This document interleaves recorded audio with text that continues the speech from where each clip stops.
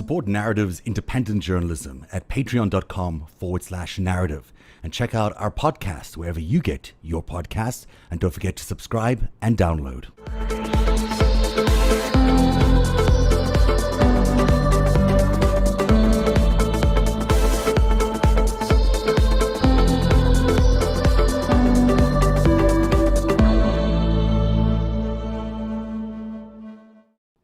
Hey everybody, welcome to Narrative Live. It is a very special edition of the show tonight because it's the day that Ghislaine Maxwell did not get bail.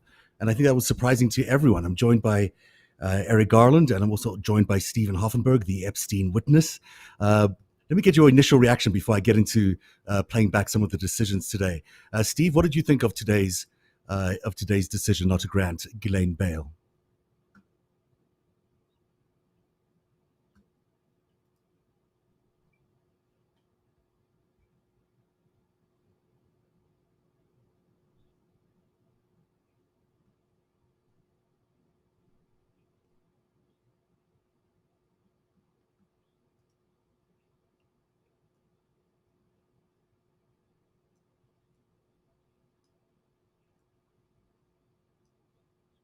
He's desperate.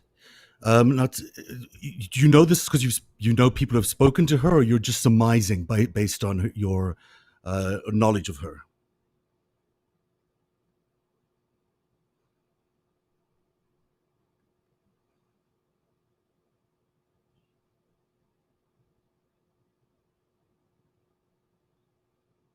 Hmm.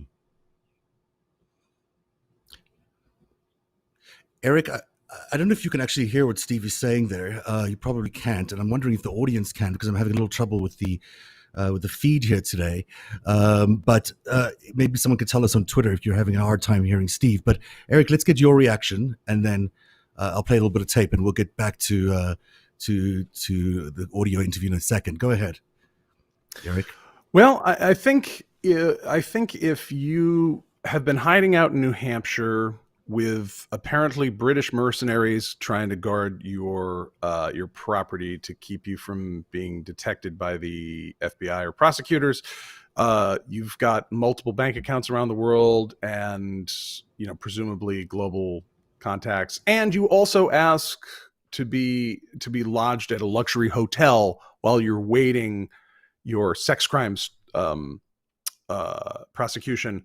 I think they're not going to give you bail. That actually didn't surprise me all that much. So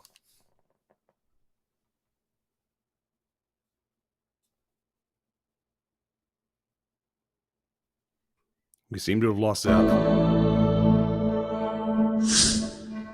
Support Narative's independent journalism at patreon.com/narrative and check out our podcast wherever you get your podcasts. And don't forget to subscribe and download. As an initial matter, the financial component of Ms. Maxwell's proposed bail package appears to represent a relatively small component of the assets available to her and is secured only by a foreign property said to be worth about several million dollars. But even a substantially larger package would be insufficient. The extent of her financial resources is demonstrated by some of the transactions and bank accounts discussed in the government submission and here today. And Ms. Maxwell has apparently failed to submit